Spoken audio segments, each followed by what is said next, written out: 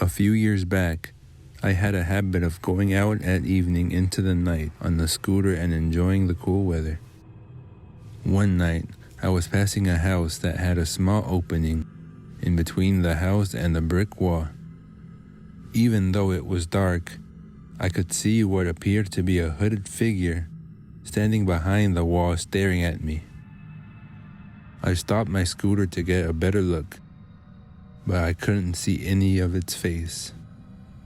I was especially weirded out because I knew for a fact that no one lived in that house. Lots of houses in my neighborhood were empty, so there were plenty of instances in which people would get caught squatting. This guy was especially weird though, because he didn't hide upon me noticing him. He just looked at me. I was really creeped out because I could really feel him staring me down. I decided to get back to my house, and for some reason I wanted to bring my younger brother and show him what I saw. He also owned a scooter, so it only took a few minutes to get into the house. Sure enough, the figure was still there. So I pointed it out to my brother. He couldn't see anything, so I stupidly used my phone's flashlight to illuminate the figure. After a few seconds, I was able to perfectly shine the light on his face, and what I saw is something I don't think I'll ever forget. The light revealed the hooded figure had these massive yellow eyes that perfectly reflected the light, causing them to glow. They were so large that I couldn't see any other parts of his face. As soon as I processed what I was looking at, I practically screamed to my brother to tell him to get home as fast as possible. I was so desperate to get home that I picked him and my scooter and ran instead of wasting time getting on the scooter. As we were running home, I heard my brother scream, and upon turning around, I could see the figure was now in the middle of the house's lawn, standing still like a statue. We got home just fine, but we were terrified of what we saw, especially me. It wouldn't have scared me as bad as it did if it weren't for those eyes. My brother and I now think of him as the big-eyed man, or the man with the glowing eyes. When talking about it and telling the story to friends, it was the most horrific stare I've seen in my entire life. And it's an experience I'll remember for a long time.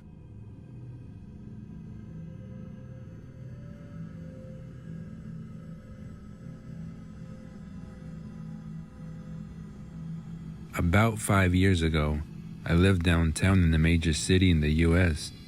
I've always been a night person, so I would often find myself bored after my roommate went to sleep.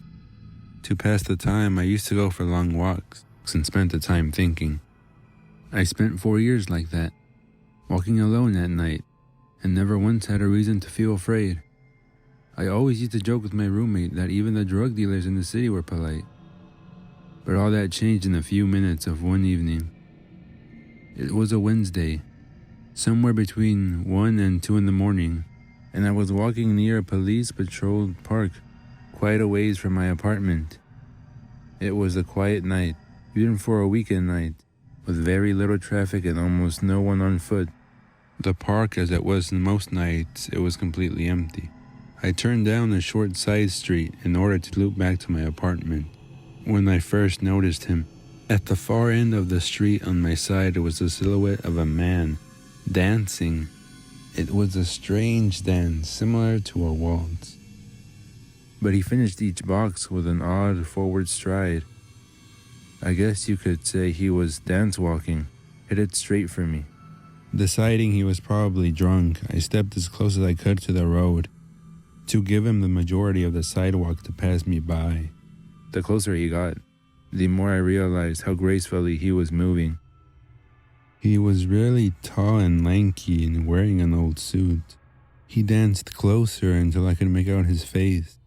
His eyes were open and wild, head tilted back looking up into the sky. His mouth was formed in a painfully wide cartoon of a smile. I decided to cross the street before he could get any closer. I took my eyes off him to cross the empty street. As I reached the other side, I glanced back, and then stopped dead in my tracks. He had stopped dancing and was standing with one foot in the street perfectly parallel to me. He was facing me but still looking skyward, smile still wide on his lips. I was completely and utterly unnerved by this. I started walking again but kept my eyes on the man. He didn't move. Once I had put about half a block in between us, I turned away from him for a moment to watch the sidewalk in front of me.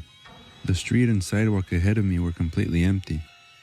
Still unnerved, I looked back to where he had been standing, to find him gone.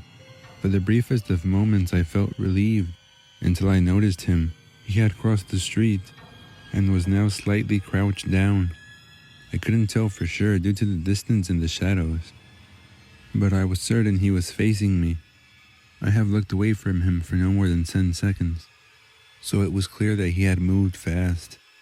I was shocked and stood there for some time, staring at him, and then he had started moving toward me again. He took giant, exaggerated, tiptoed steps, as if he were a cartoon character sneaking up on someone, except he was moving very, very quickly. At this point, I'd like to say that I ran away, pulled out my pepper spray and my cell phone or anything at all, but I didn't. I just stood there completely frozen as the smiling man crept forward towards me.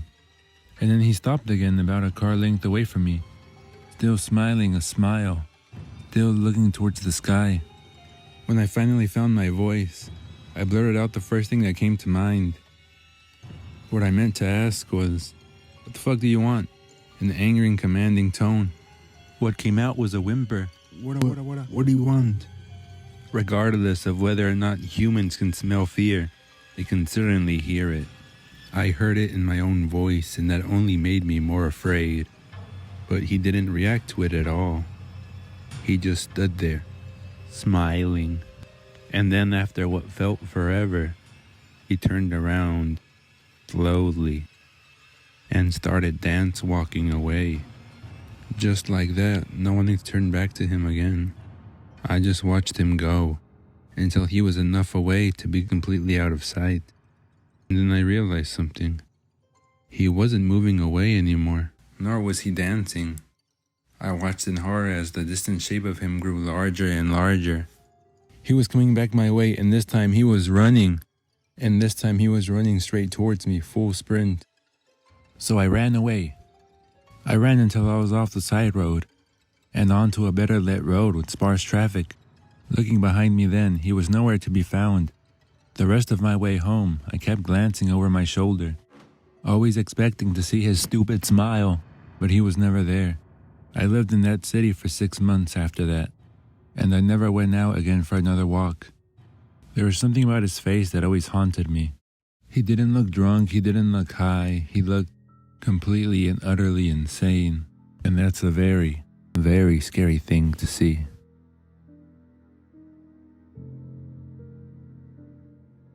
This occurred just shy of 1 year ago. For background, this happened to a 22-year-old female who was attending a university in a large city, 3 hours away from her hometown.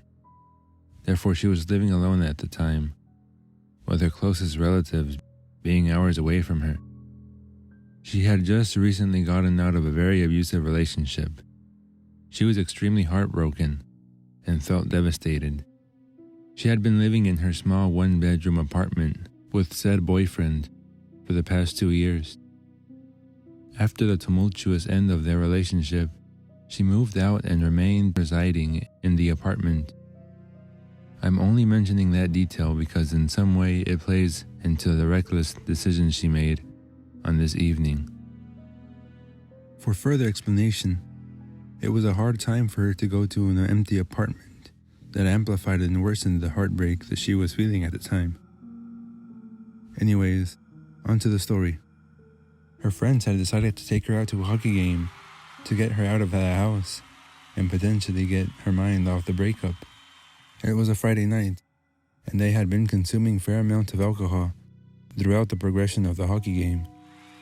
In the arena they attended, there was also a casino. Following the game, they decided to head for a few alcoholic beverages. It was a busy night, and the line for the bar was lengthy. During the duration of the time, they were patiently waiting for service. She had begun to speak to a group of 3 men and foolishly exchanged numbers with one of the members of their group. Her and her friends decided to go ahead and call it a night, following only one drink at the casino, due to the overwhelming amount of people crowding the area. They parted ways, but instead of going home, she spontaneously and quite drunkenly decided to text the man she had previously exchanged contact information with. He responds informing her that he and his friends had relocated to a nightclub in the area and invited her to join them to continue the night of drinking. She still regrets almost every choice she made on that evening, but she booked an Uber to meet the group of men and headed in their direction. From there, the night consisted of large volumes of alcohol and dancing. Now, as I mentioned earlier, her judgment was severely lacking due to both intoxication and impulsiveness she was feeling, possibly in attempts to numb the pain of her breakup. She had never had a one-night stand before, and decided to go home with the man she had been chatting and dancing with all evening. We arrived at his residence via Uber booked by him, and it was uncannily clean. Think of hospital level clean, right down to the smell. Without even offering, he pours each of them a glass of seemingly expensive red wine. She thought nothing of it at the time, being that he poured it right in front of her and drank it eagerly. That is the last memory she has, prior to waking up in his bedroom due to the noise of the shower running. She was groggy and dazed when she woke up, but slowly she began recollecting where she was, who she was with, etc. She began to panic when she realized the only article of clothing still left on her body was her bra. She frantically began to search for her phone, clothes, and wallet. She rushed out of his bedroom, hoping to leave unnoticed prior to him getting out of the shower, and her heart dropped. All of his furniture and floors were completely covered in plastic shower curtains, which she distinctively remembered not being there prior to blacking out.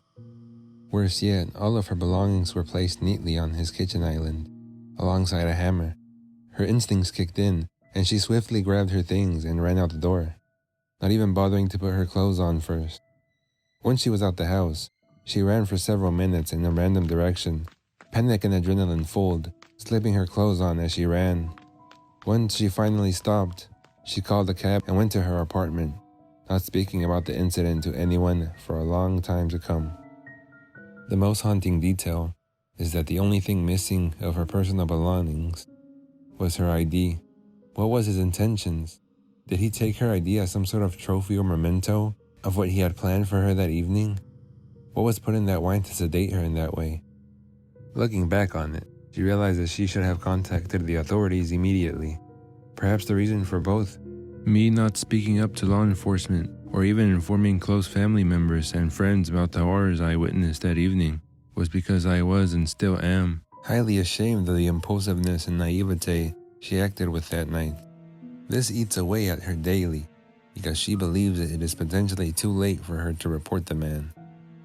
Seeing as she does not have any slightest recollection of where the house is located at or his real name, she did try to call the number he was texting her with that night the next morning, and it is no longer in service. Also, she is positive that she had her ID in her possession when she left the club that night. If anyone has any advice on how or if she can pursue this, it would be forever grateful. It weighs on her conscience to be in constant fear that he has hurt other females prior since this encounter. She was not in the right state of mind for not attempting to contact the authorities sooner. Anyways, potential serial killer, rapist, murderer, let's never meet again.